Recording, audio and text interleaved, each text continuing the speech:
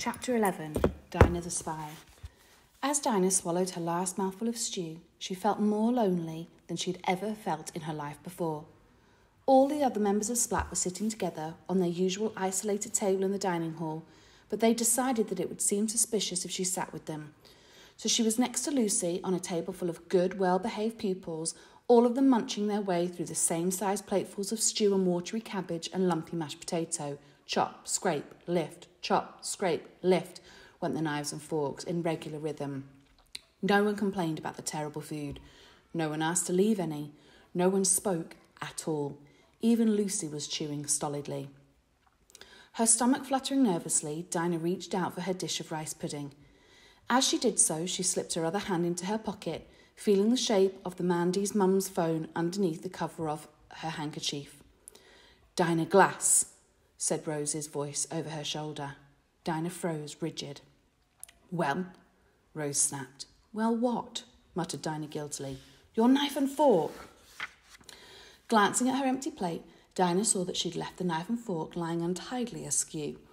Trying not to look too relieved, she twitched them straight so that they lay at the same neat angle as everyone else's. Then she ate her rice pudding quickly, feeling with every mouthful that she might choke with fright. The phone seemed to be making a gigantic bulge in her pocket, visible to anyone. 10 minutes later, as if at a signal, everyone on her table stood up, ready to walk off to assembly. Lloyd, Harvey and the others were still finishing their puddings. As Dinah passed their table, she glanced quickly sideways. Not one of them looked at her, but each of them had a hand on the table and, momentarily, they all crossed their fingers, even Lloyd. Slightly comforted, Dinah marched out of the dining room and into the hall and sat down beside Lucy, who gave her a cautious smile. "Hello," Dinah whispered. "How are things?" Lucy smiled again and shrugged. Then, greatly daring, she whispered back, "How are you getting on?" Good question. Dinah glanced round at them, at the children and teachers, all of whom would give her away if they knew what she had in her pocket. She grinned wryly. "I feel like Winston Smith." "Winston Smith?" whispered Lucy, puzzled. "He was a man who was spied on all the time, in a book called 1984.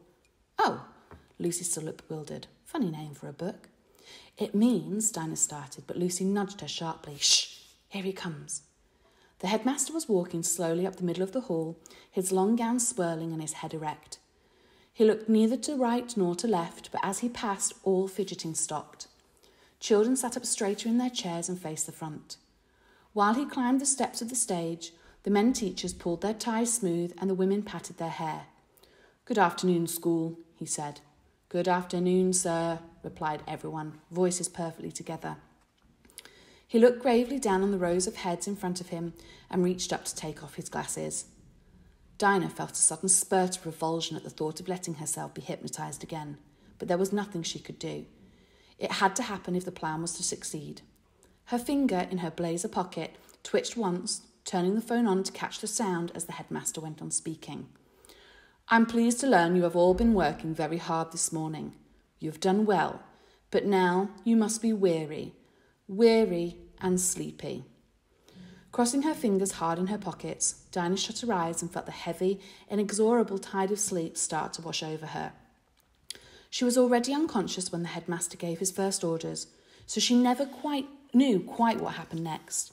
She was not aware of the headmaster's steady voice, nor of her own, repeating what they were all told to repeat. She could not even feel the shape of the phone clutched tightly in her fingers inside her pocket. "Right," said the headmaster suddenly. "Now move to the groups I divided you into yesterday and prepare to receive instructions."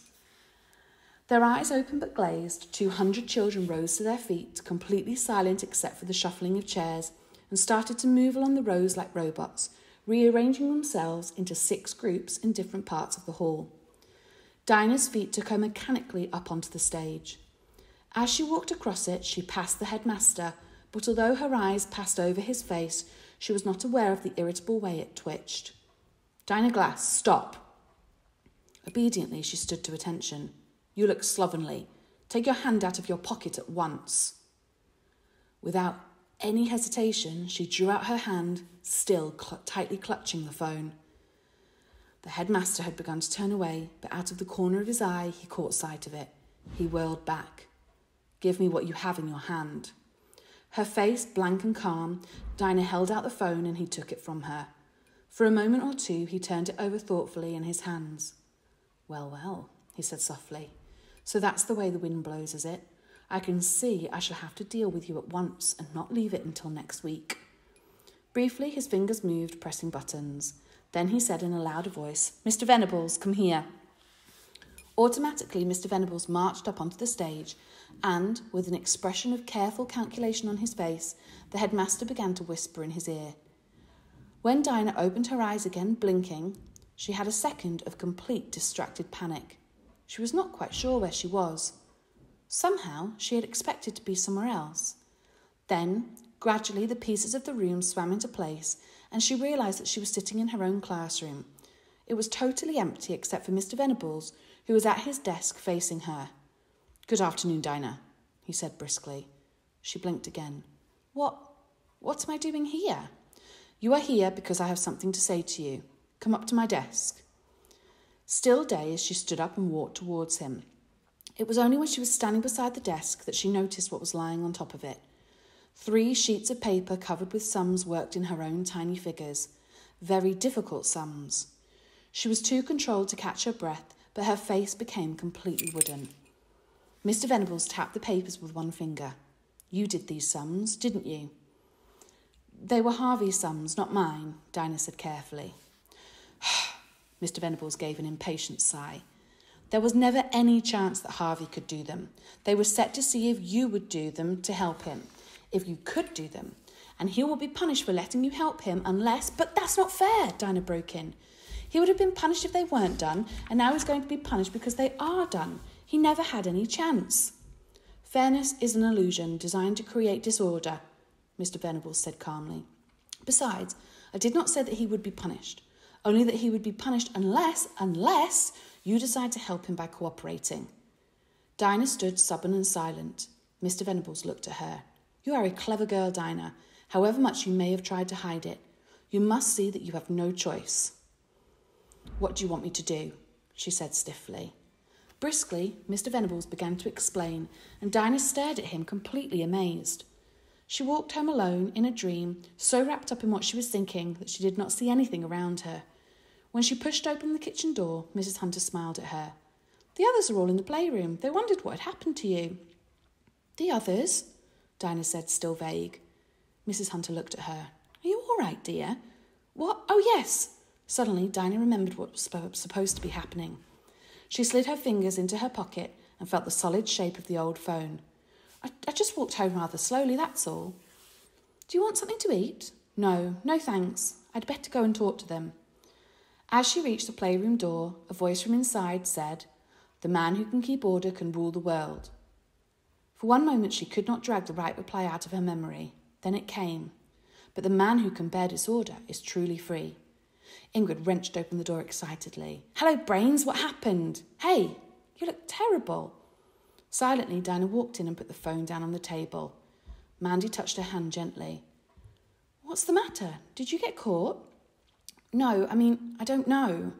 You don't know? Lloyd spluttered. Christmas puddings, don't be silly. You must know. No, she mustn't, Ian said. She's been hypnotised, remember? Let's listen to the recording. Dinah nodded. Best to get that over first. Then she could talk properly. Ian reached for the phone and started checking it. Then he frowned and checked again. There's nothing there, he said. I can't find any sounds at all. Lloyd looked at Dinah. You didn't switch it on, he said accusingly. You forgot. No, I didn't. I remember doing it. Dinah frowned. I don't remember anything after that, but I did switch it on. Perhaps it didn't pick up anything, Mandy said soothingly. It was in her pocket after all. Lloyd looked stubborn.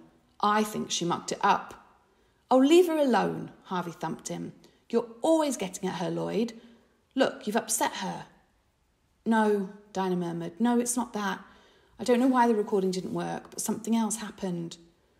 Suddenly, they were all looking at her curiously. Come on, Ingrid urged. Don't spin it out. Tell us. Dinah took a deep breath. Why, she said quietly, didn't anyone tell me that the school was going to be on the Eddie Hare show next week?